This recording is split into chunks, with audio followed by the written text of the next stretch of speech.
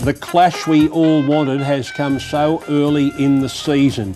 One man trained Black Caviar, the other man trained Winx, and here they are, the pair of trainers, along with Catherine Coleman of course, putting together their best two horses up against each other in the Winx Stakes. So let's have a look at the market. Tim Ryan, take us through the week, because when you first found out that there was a rumour that Peter Moody out of the blue was going to nominate She's a Alibi, you put her in at $4.50. Yeah, it wasn't until last Saturday morning, Luke Marlowe informed me that Peter Moody had said the day before that he was going to nominate her. So I had to think about what percentage chance she was of running, what price would she be. In my head, I thought maybe she'd settle 80 chance. Is she a 50, 60% chance of running? So that's how I came up with $4.50. Wrote a few bets at the $4.50. We're into $3.50 by the end of the day. She nominated Monday. I thought, I still think she's a 50 or 60% chance of running. So I went back to $4.50. She was $4.50 into $3.80, and it was Tuesday morning around about 9 a.m. That the news broke that she was going to accept. They still weren't saying she was going to run. Peter Moody said she'll accept. Straight away at the $3.80, I think punters might have got 3,000 or 4,000 on at the $3.80 before we clicked and got her in. We put her into $2.50. So in probably as short as $2.50. Got in as short as $2.50. We probably overacted a little bit. But as soon as we went $2.50, the money was running 5-1 for She's a Alibi than it was for Autumn Glow. The only horse we laid on Tuesday was She's a Alibi. I think punters, they hadn't had a chance to back her yet. So all the punters who wanted to back Autumn Glow had already backed Autumn Glow. But the punters who wanted to back She's a Alibi, they hadn't had their chance yet. So they all dove in at the $2.50. That probably altered my mind about what price I put up yesterday. So I ended up putting up $1.90 Autumn Glow, $2.80 She's a Alibi. Effectively, in my head, evens Autumn Glow at 100%, 2-1 or $3 She's a Alibi at 100%. So that's what I came up with yesterday. They stayed $1.90 and $2.80 yesterday. The money was running 50% Autumn Glow, 45% She's a Alibi, so a total of 95% between them, 5% the rest. So punters finding each side. Today, it's trended more towards Autumn Glow. So she's up to around about 55%, and she firms $1.90 into $1.85. And She's a Alibi just gets out a little bit. She was, 45%. She's down to about 40. So still about 95% between them. And she's gone from 280 out to 310. The other thing I kind of need to factor in my mind with this market is the impact the Whirlpool's going to have. Right. We've seen before, James McDonald, Chris Waller, their horses always come up shorter on the tote.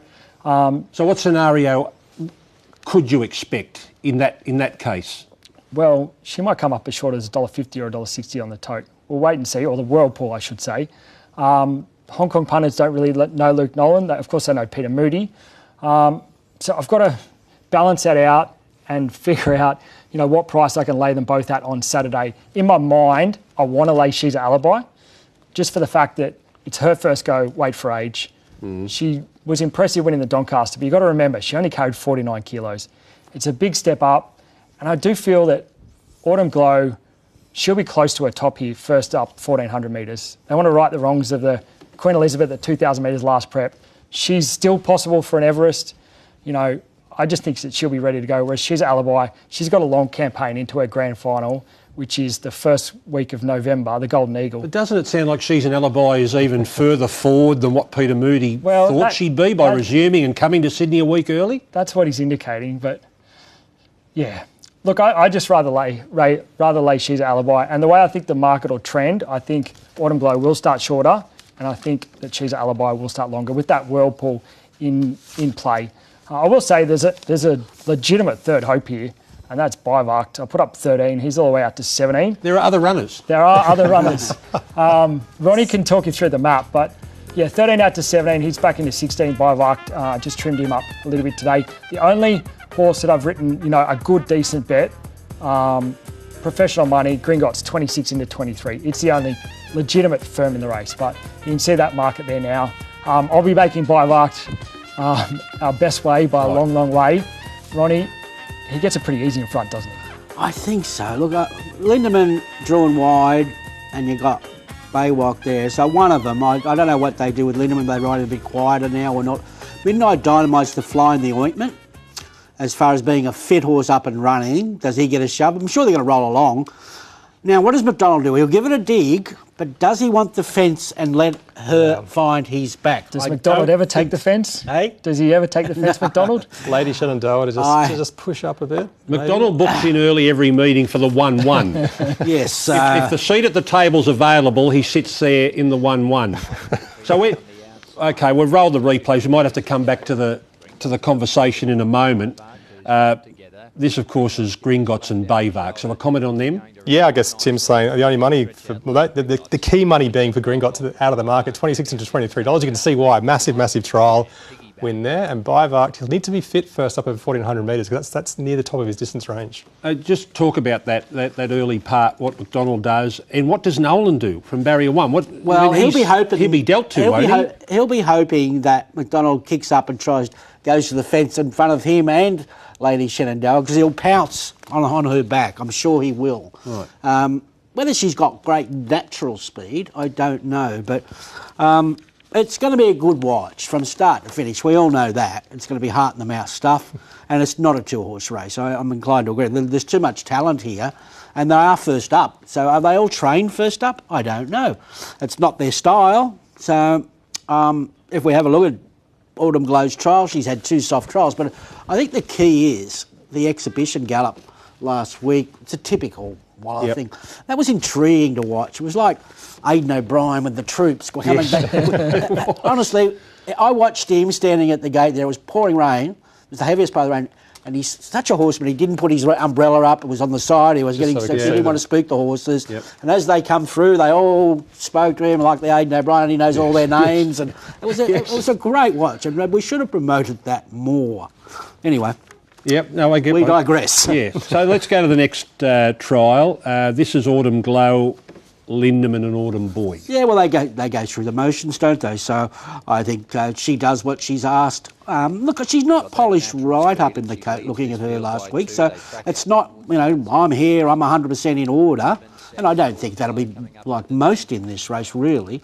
But they seem happy with her. She worked well the other day, and, no issues whatsoever. I would have thought Autumn Boy's probably the horse that's concentrating on more later spring, so maybe he'll run well without being a winning chance here. There's no risk she doesn't come back, is there, Ronnie? She's had a big run in the last preparation, but Waller's just too good not to get it right. No, she can't do anything bar yard to beat. All right, Wolf's had a couple of trials. Fangirl getting closer to the end, you would have to think. And what's the other one here? We've got Aliana. Well, she's probably going to run in the Memsey. Yeah.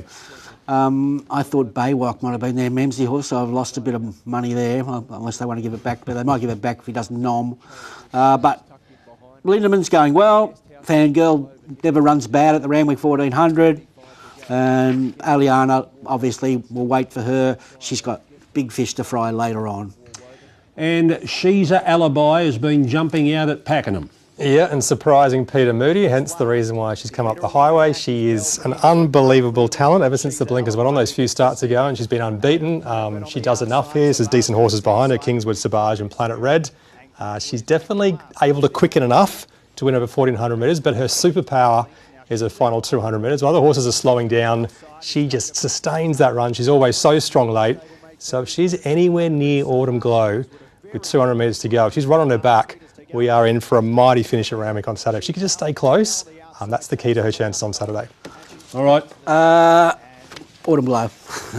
I'm a fan. I won't be taking the plushie to the races. That got a beat last time I took it to the races. Well, you know why? Because it's on a most wanted list, that plushie. Yeah, exactly. You thieved it. Yes.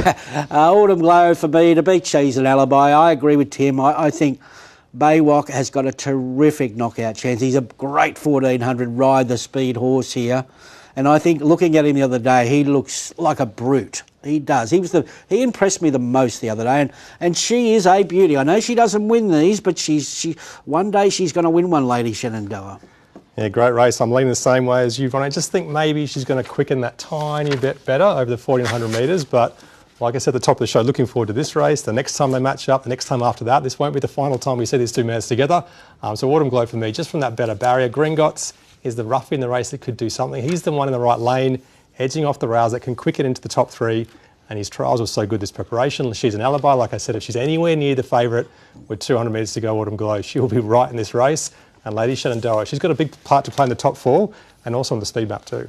I hope there's a big crowd out there. So do I. Because if they come together in the home straight, if there is a big crowd there, the Roar will be like a big group one day. Not just the start of the carnival. Even if you're not betting, you've got to tune in and have a look. Yeah. This is a proper The horse pubs race. and the clubs will be full. They will be full. Yeah.